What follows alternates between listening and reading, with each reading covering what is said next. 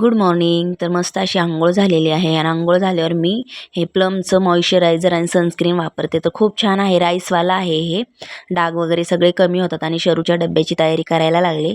तिला आज मटकीची भाजी द्यायची होती, तर कांदा टोमॅटो चिरून घेतला होता. कढईत मस्त टाकला, त्यात हळद मीठ मसाला घालून घेतला आणि धुतलेली मटकी त्यात टाकून दिली. आणि तिला शेंगदाण्याचं कुठं आवडतं त्यामध्ये, म्हणून तिला मी दिलं त्यातमध्ये टाकून.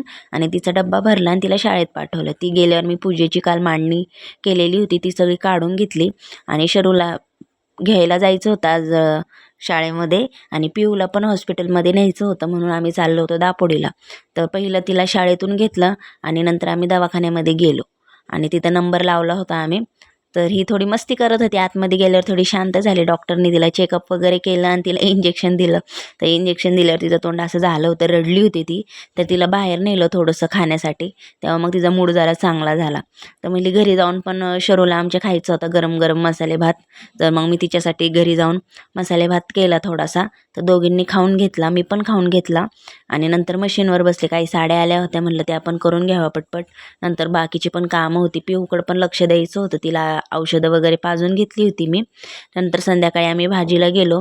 तर भाजीला आज कोथिंबीरच्या गड्ड्या खूप स्वस्त होत्या, 10-10 रुपयाला. तर मी ना 2-4 घेऊन आले. म्हटलं कोथिंबीर वड्या कराव्यात.